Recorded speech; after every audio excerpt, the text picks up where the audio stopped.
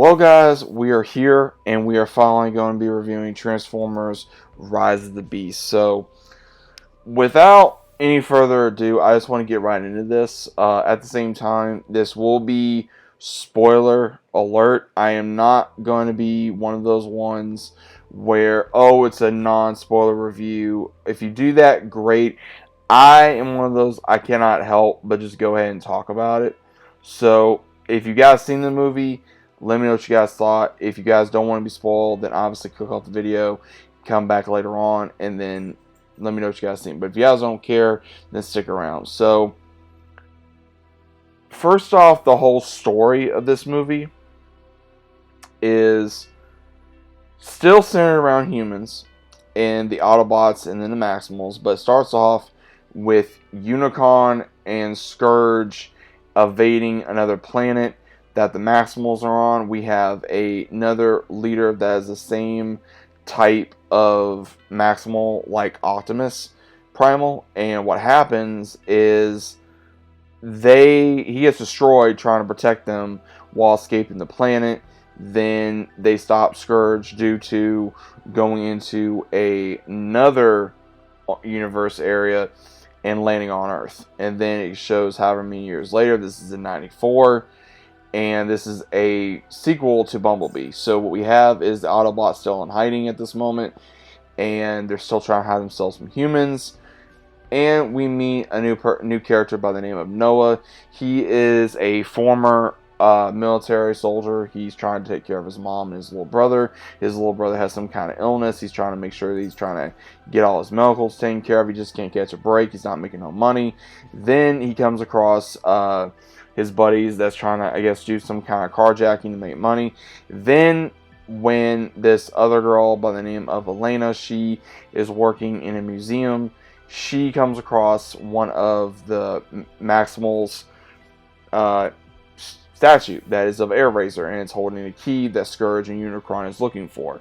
And when she opens it, this is when the Autobots see it. Optimus calls out for a message, and while Noah's trying to hijack a car, it is Mirage, and things just go crazy. And then this is when Noah figures out about the Autobots and everything of that nature. And then he is told to go to this museum, get this key, and then we can go home and go back to our home planet, and then you just sell the car for whatever you want to do.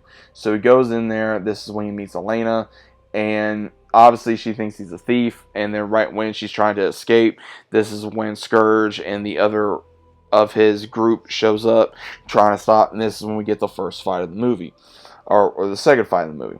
And Bumblebee gets knocked out pretty quickly. I will say that Bumblebee gets knocked out.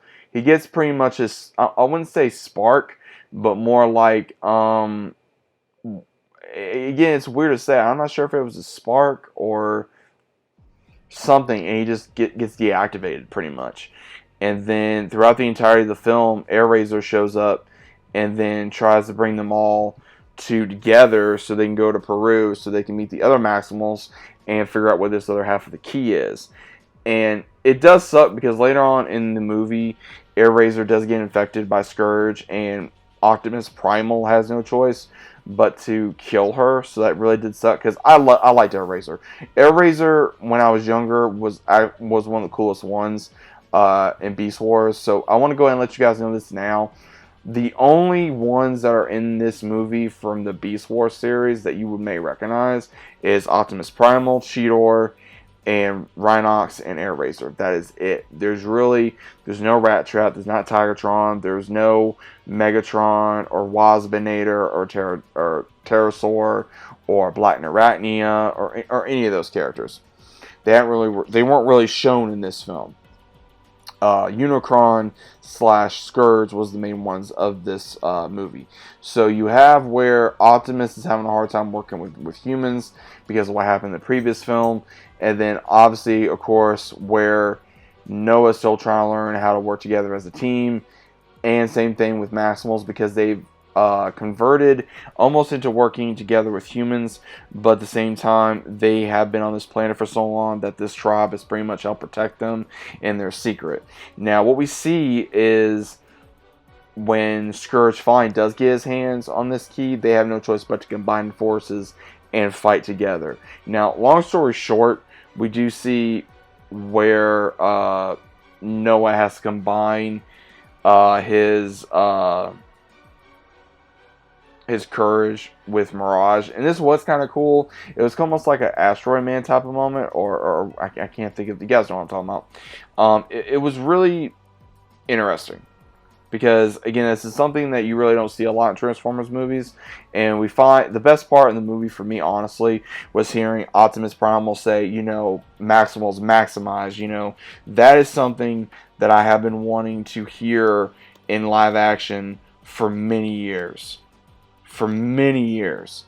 Because, again, guys, let me rephrase that. I love Beast Wars. This is what drew me to Transformers. I am a 90s kid. This is taking place in the movie in the 90s.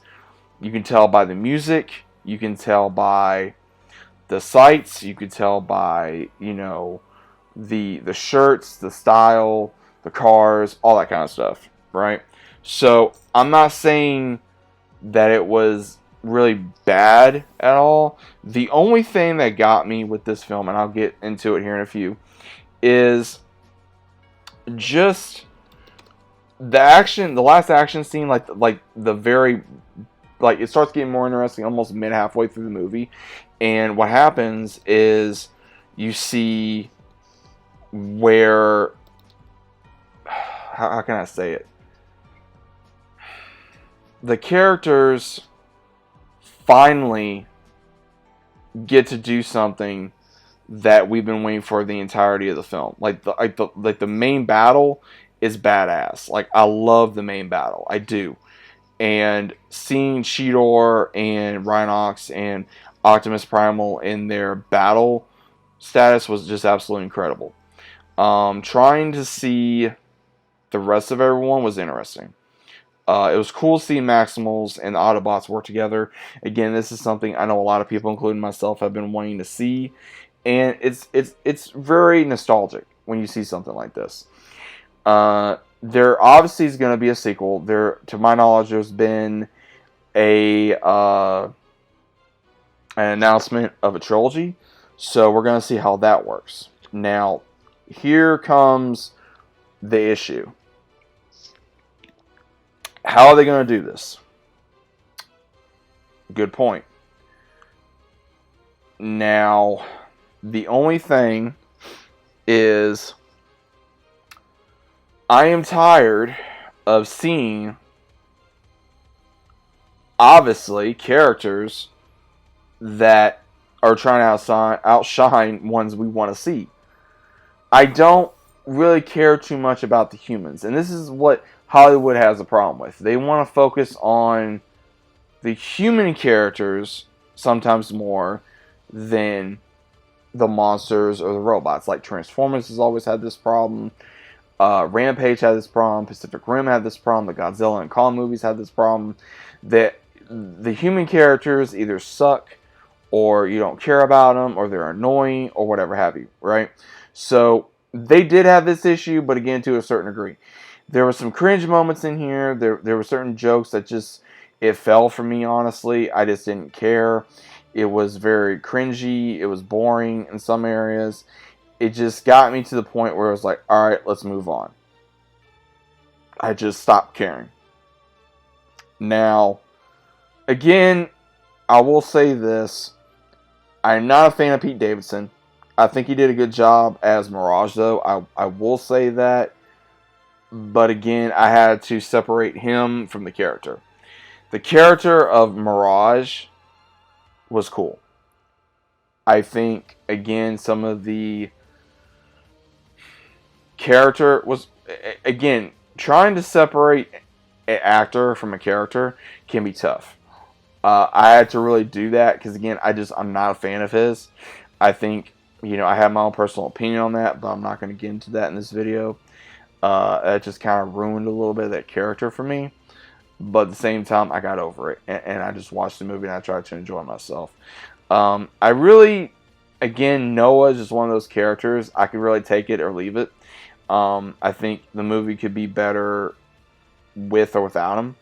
Same thing with Elena. I just don't care. You know, I really just don't care because again, I feel like that the movie needs to be more about the Transformers, the robots, and this is something again that they've had a lot of issues with in the past.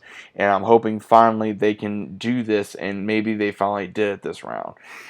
And that's pretty much what I gotta say on that. Again, it has action. It had the, you know, again, this is very nostalgic for a lot of 90s kids and 80s kids. So again, if you grew up in the 90s or you were a 90s kid, you guys should know what I'm talking about. This movie is not bad. It's not the best, but it's not bad. It is better than Bumblebee, I will admit that. It's better than some of the other Transformer movies. And you get good action, you get comedy, you get a good story, you get good character progression, and you actually can figure out what the hell's going on. You don't have to feel like, oh my gosh, what's going on? Why is my brain fried the entire time, right? So that is just my overall thoughts of Transformers Rise of the Beast. Again, guys, you guys may or may disagree with me. That's perfectly fine. But at the end of the day, have your own opinion about what you think about this film. So let me know what you guys thought about it down in the comments. Hope you guys enjoyed. If you guys did, leave a like, subscribe to the channel if you guys are new. And let me know what you guys thought about Transformers Rise of the Beast, man. And hopefully you guys enjoyed. And I'll see you as always on the next one.